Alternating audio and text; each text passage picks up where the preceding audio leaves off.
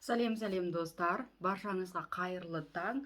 Ал мен сіздерге болжамымды, осы маусым айына арналған болжамымды ұсынатын боламын.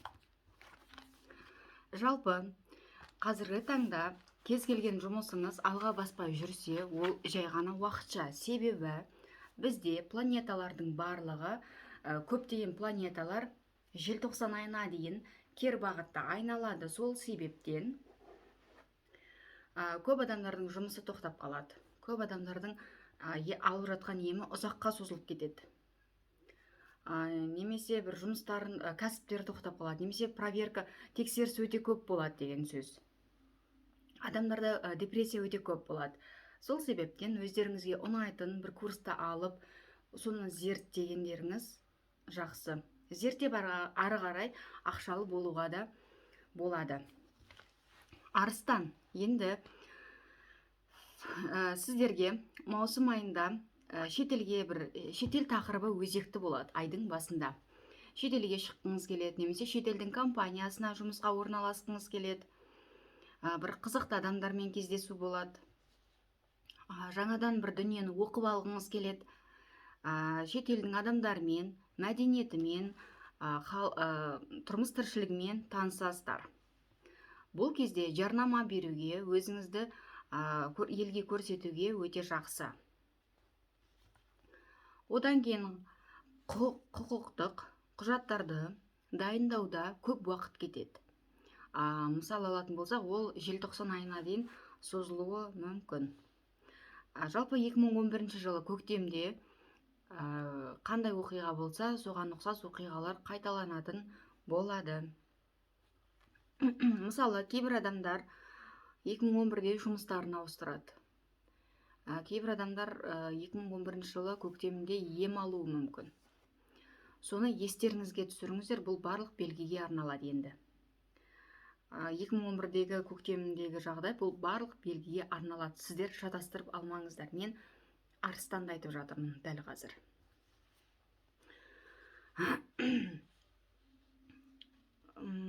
Сіздерде 2011 жылы бір халықаралық деген бір сөзбен байланысты болған екен. Бір оқиғалар, осыған ұқсас жағдай орын алады. Немесе шетелден сыйлық алуыңыз мүмкін, шетелдің адамдармен танысуыңыз ықтимал. Сол сияқты сіздерде халықаралық деген сөзбен тығыз байланысты болады. Бір мүмкіндік келеді, соны жіберіп алмау керек. Айдың басында Меркурий 10-шы үйге келіп тұр екен. Ол деген сөз жетістікке, жұмысқа, статусқа жауап береді деген сөз. Жұмыстарыңызда қиындықтар болса, оның түйіні шешілетін болады. Кездесе алмай жүрген адамдарыңызбен кездесетін боласыздар.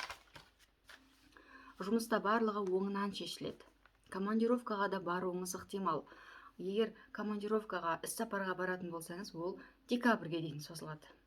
Ойлап қалмаңыздар, Алияда неге барлығы декабрьге дейін деп. Себебі планеталар кері айналады, ол кезде жұмыстың жүруі қиындау болады. Барлығы сол декабрьге келіп тіреліп тұр. Маңызды келіссөздер сізді жетістікке алып келеді. Ара қатынас тақырыбы өзекті болады. Ара қатынастарыңызда бір өзгерістер болады деген сөз. Біреулер үйленеді, біреулер әке болады, біреулер ана болады, біреулер әже, ата атануы ықтимал. Одан кейін Сатурн кері бағытта айналады бізде. Сатурн деген планета, ол 7-ші үйге түсіп тұр. Егер сіздер дәл қазіргі уақытта ажырасып жатсаңыздар, ол процесс қараша айына дейін, бұл желтоқсан айына дейін созылатын болады. Үйленем деп жүрген адаммен кездесу қиынға түседі. Бір кедергілер болады, жұмыстан жібермей қояды, немесе үйіңізде жұмыстарыңыз көп болады, сөйтіп сүйіктіңізбен, екінші жартыңызбен бір кездесу қиын болады. Бұрынғы жүрген адамыңызбен қайта кездесуіңіз ықтимал. Ара қатынаста бір сынақ келеді. Ара қатынас мықты берік бола түседі, немесе екі адам бөлек кетуі ықтимал.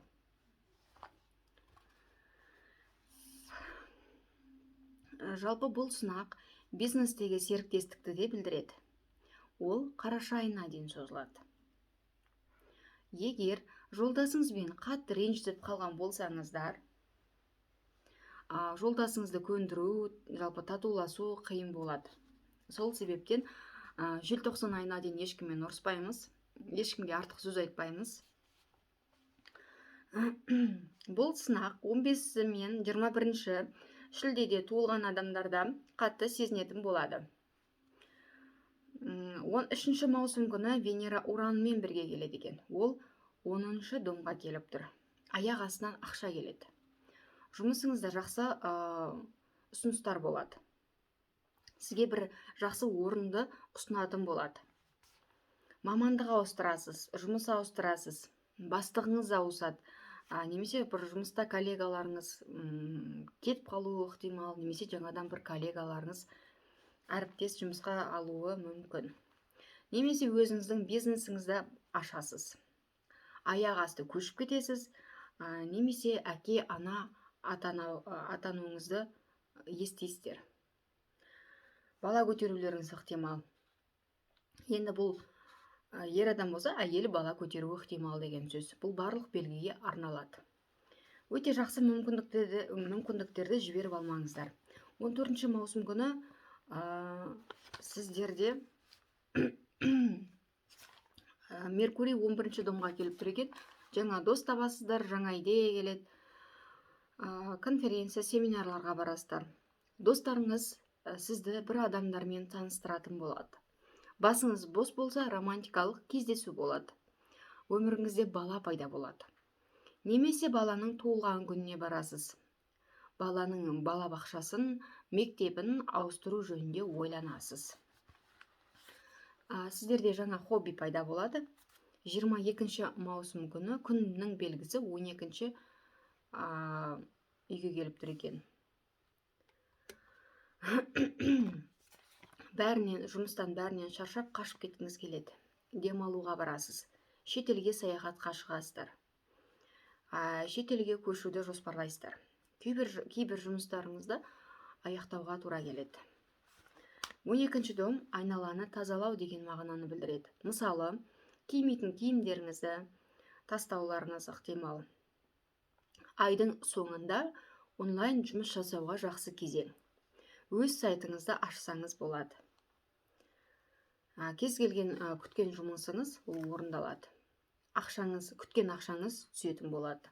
Ал 28 маусым күні Нептун белгісі кері бағытта 8 үйде айналатын болады. 8 кредит, ипотека алу қиын болады деген сөз. 29 маусым күні ақшаға байланысты кейбір дүниелер түсініксіз болады. Ол желтоқсан айына дейін болады. Инвестицияны қайда құярыңызды білмей дал боласыз. Әйеліңіздің немесе жолдасыңыздың айлығы кешігіп берілетін болады. Жалпы 29 маусым күні жаңадан ай туады, ол 12 үйге келіп тұр екен. Үйіңіздегі ескі заттардан арыласыз. Аяқталмаған жұмысыңызды аяқтау керек болады. Басқа елге жол жүресіз. Ал менің сіздерге қысқаша жоспарым осындай. Бар болыңыздар, бай болыңыздар.